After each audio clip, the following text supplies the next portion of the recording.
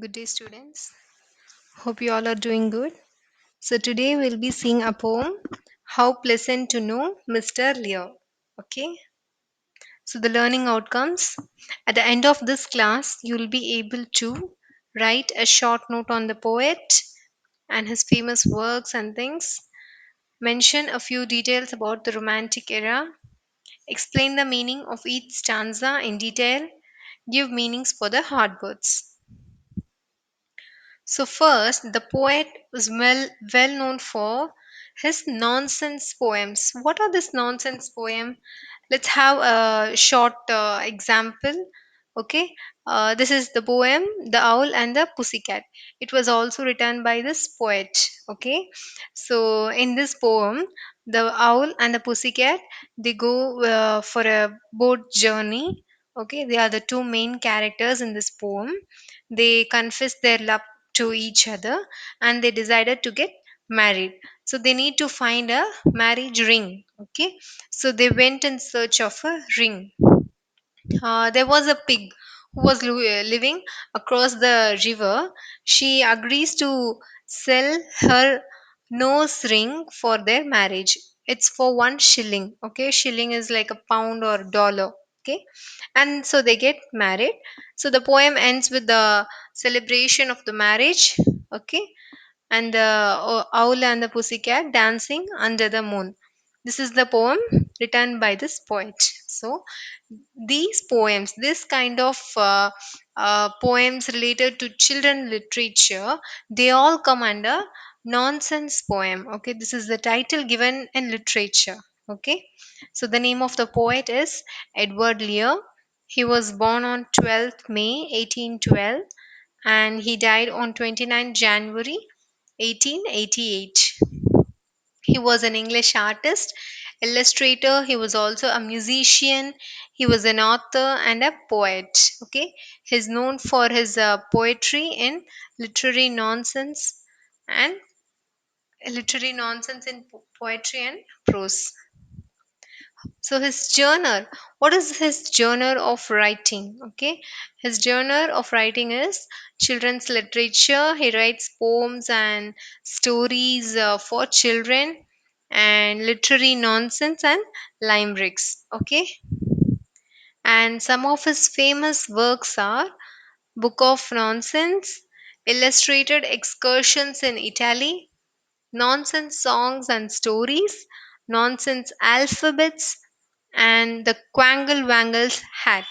Okay, these are some of his very famous works. Okay, and the Romantic era. The Romantic era in British literature, it is from 1798 to 1832. So the Romantic era is known for its art. It is an artistic, literary, musical, and intellectual movement. It was originated in Europe. In this period, the poets, the all the architectures, and everything gets characterized in many works of literature, paintings, architecture, music, and criticism. Everything gets upgraded. Okay, upgraded from the previous era. Okay, so there was a change in attitude and perspective of the people and poets who were living in that romantic era. So some of the famous poets of romantic era, they are William Blake, P.B. Shelley, and John Keats. So the theme of this poem, the poem How Pleasant to Know Mr. Leo, is queerness and melancholic strain. So this is the poem which deals with the queerness. Queerness means strange, something strange about the man that is who is Mr. Lear. Okay, his melancholy strain and his strangeness was the main theme of this poem. So we'll just read the poem once. How pleasant to know Mr. Lear. How pleasant to know Mr. Lear, who has written such volumes of stuff. Some think him ill tempered and queer, but a few find him pleasant enough. His mind is concrete and fastidious. His nose is remarkably big. His visage is more or less hideous. His beard, it resembles a wig. He has ears and two eyes and 10 fingers. Leastways, if you reckon two thumbs.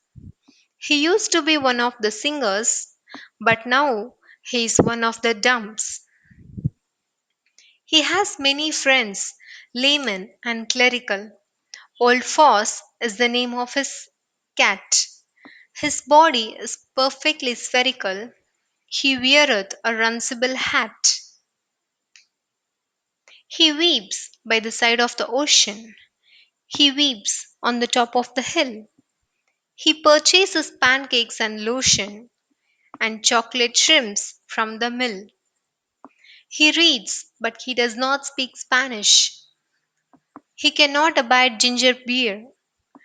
Ere the days of his pilgrimage vanish, how pleasant to know Mr. Lear. So Edward Lear, a famous, he was also a cartoonist. Okay, he was known for his limericks and nonsense verses. This poem is a very fine example of his nonsense verse because the whole poem is a collection of disjoined facts about this strange man, and the nonsense element comes from this poem. Okay, each fact about Mr. Lear and his personality, his life that he shares in this poem makes us more curious about his character. Okay, and Mr. Lear appears to be a character straight out of one of Edward Lear's comic, making him a perfect protagonist for a nonsense verse. Okay, so now we'll understand the poem in detail. How pleasant to know Mr. Lear, who has written such volumes of stuff. Some think him ill tempered and queer, but a few find him pleasant enough. So, this first stanza, okay, the poem has totally 8 stanzas of 4 lines each. So, this is the first stanza. So, in this stanza, he says, how pleasant to know Mr. Lear. How pleasant. So, he says that we are very happy and pleasant to know about him. He has written such volumes of stuffs are nothing but the literary the prose poems, songs and stories, whatever he has written, those are the volumes of stuff.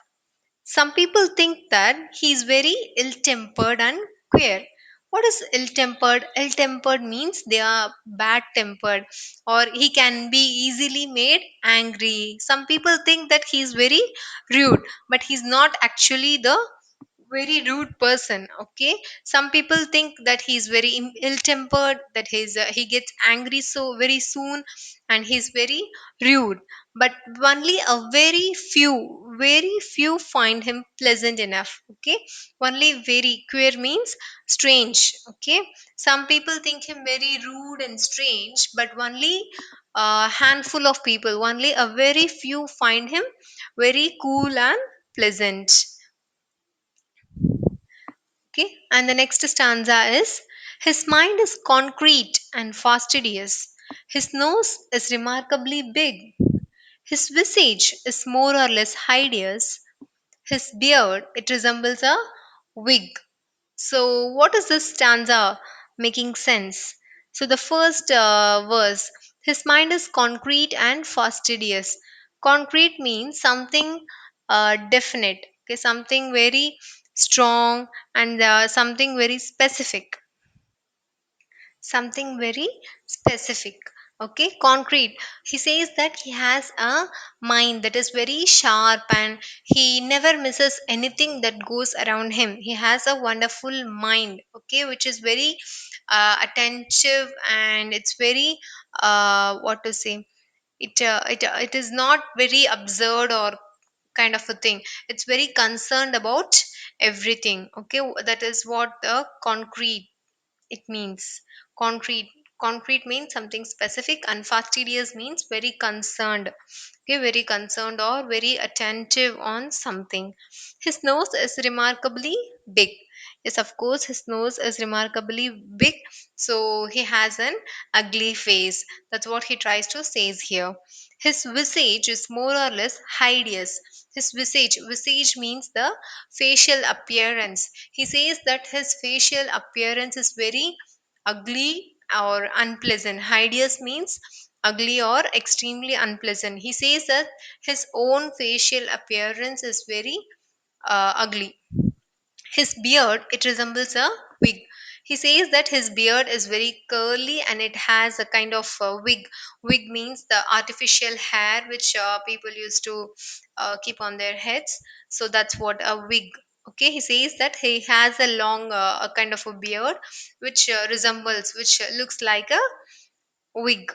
So that's what he says in this stanza. His mind is concrete and fastidious. His nose is remarkably big. His visage is more or less hideous. His beard is, it resembles a wig. So the next third stanza is that he has ears and two eyes and 10 fingers. Leastways, if you reckon two thumbs, he used to be one of the singers, but now he's one of the dumps. So that's how you should read the poem with a rhyme scheme. Okay. Here, reckon. What is this reckon? He says he has ears, he has two eyes, and 10 fingers. Leastways, if you reckon two thumbs, reckon means taken into account or taken considering. Okay, considering when you are calculating, when you are counting the eyes and fingers things, you should reckon. You should reckon means you should consider it by, you should add it or include it while counting. Okay, so you should add it with, add also the two thumbs. Okay, he used to be one of the singers, but now he's one of the dumps. Dumb means, people who couldn't speak. Dumb means the inability to speak or unwilling to speak. So here he says he has two eyes, ears, and 10 fingers. And once upon a time he used to be, but now he's not. Okay, so he used to be one of the singer, but now he couldn't even speak or stand out in a crowd. Okay, that's what he says here. And the next one is he has many friends, laymen and clerical. Old Foss is the name of his cat. His body is perfectly spherical. He weareth a runcible hat. Okay, here he says that he has many friends from many backgrounds. That is layman means very common or ordinary people. He has friends like that. And also clerical friends. Clerical meaning the priest and the other officials who work under the church. They are very respected in such period. Okay, he has many friends, laymen and clerical. And he also has a cat. Okay, Old Foss is the name of the cat. And the poet goes on talking about his body which is perfectly spherical. Spherical means, you see this, it is very round and it's a sphere. Okay, you know what is a sphere. Okay, so he weareth a runcible hat. Runcible, Runcible. Runcible is nothing but a nonsense word invented by Edward Lear. It sometimes he has used this word very often in all his poems and stories to make something, to mention, to identify something very silly. When he wants to say this thing is very silly, he uses this word runcible. Okay, it's a nonsense word. It was actually invented by the poet himself. He weareth a runcible hat. Okay, he wears a silly and a funny kind of a hat. So that's what the this stanza says. He has many friends from laymen. They are common men, laymen and clerical. His cat name is Olfos, and his body is kind of spherical. That is, he is very fat. Okay, and he weareth a runcible hat. And the next one is he weeps by the side of the ocean. He weeps on the top of the hill. He purchases pancakes and lotion and chocolate shrimps from the mill. Okay, he says, um the poet reveals his melancholy side, that is his about his personality and his life. He says that he weeps, he cries all by himself. Okay, he cries without letting others know that he has cried. Okay, he cries by the side of the ocean, he cries on the top of the hill. Okay, releasing the pain which he carries in his heart, he cries. And then he also tries to uphold his spirit, his mind and his heart up. He purchases pancakes, chocolate shrimps, lotions for himself, to take care, to treat himself better. Okay, to pamper himself, to look after his own body, his own self. Okay, so he purchases pancakes, he purchases lotion for his body, and he also purchases chocolate shrimps from the mill. Okay, weeps means, weeps means shedding tears or crying. Okay, and chocolate shrimps, it is a kind of shrimp. Okay, it's a kind of a prawn that is that was that which we call as a shrimp. Okay, so it's a kind of a shrimp. It's colored in brown to nearly black. Okay, so that's what he says in this stanza. And yeah, the last stanza, he reads but he does not speak Spanish, he cannot abide ginger beer. Ere the days of his pilgrimage vanish, how pleasant to know Mr. Lear. Okay, so here abide. What is, he cannot abide ginger beer? Abide meaning to say he cannot accept, he cannot tolerate the ginger beer. So here ERER meaning to say before the days of his pilgrimage. Okay, meaning before. Vanish, pilgrimage, vanish means disappear. So in this stanza he says that he knows to read Spanish, but he couldn't converse, he couldn't speak, he couldn't converse in Spanish. Okay, he has no tolerance for ginger beer, and he finds it very repulsive. He didn't like it. He says that he ends the poem by saying that before Mr. Lear, before, that is actually the poet, before Mr. Lear moves away to some other place on pilgrimage, he would like to add that it is his pleasure having met and knowing an interesting character like Mr. Lear. Okay, he has said himself, he has noted himself as here. Okay, the as the poet here, Mr. Lear says that he, before he moves to some other place for pilgrimage of his life, which he has been wishing for years, it's very happy to know that it's very happy, and it's very happy pleasant to know Mr. Lear. Okay, so this poem, it has eight stanzas of four verses each. The rhyme scheme of this poem is A B. It has written in iambic pentameter. Okay, so let's have a short revision. So in the first stanza, the poet says that it's very happy to know about Mr. Lear. He has written very volumes of stuff, volumes of literary books, prose, poems. Okay, lots of things. Some people, many of the people, that is, some people think that he's very strange. He's very rude, and he's very bad tempered. He gets angry so easily. Okay, but only a very few people who's very close to him find that he's very pleasant. And the second stanza says that he's very concerned and he's very attentive on everything. His mind is very concrete, his mind is very attentive and concentrated on everything. His nose is remarkably big, of course, and his visage means facial appearance. His facial appearance is very ugly. Hideous means ugly, is more or less ugly. His beard, it resembles a wig. Okay, and he has ears, two eyes, and 10 fingers. If you also include reckon means taken into calculation, taken into account. if you also include two thumbs. He used to be one of the singers. Once upon a time, he was a singer, but now he's one of the dumps. Dumps means people who has no ability to speak.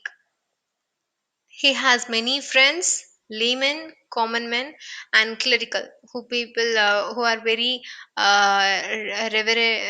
what to say, who are very respected.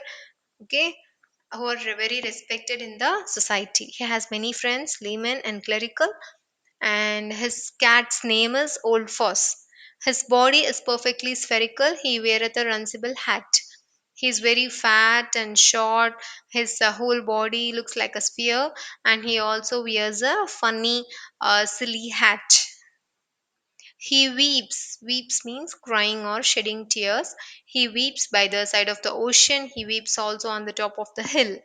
He weeps, okay, but also he takes care of himself. He uplifts himself for, okay, he purchases pancakes for himself, and he also takes a lotion for his body to take care of his body, to pamper his body. And he also buys chocolate chips from the mill. He says that he cannot speak or converse in Spanish, but he can read it. Okay. He says he don't tolerate ginger beer. He don't like that. And before he goes for his pilgrimage, he it's very happy, and it is very pleasant to know Mr. Lear. So that's the end of this poem. So the learning outcomes, by now you should be able to write about the poet. Yes, you should know to write about the poet Edward Lear.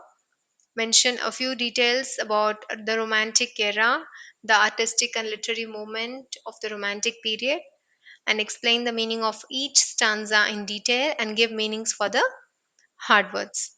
Thank you, students.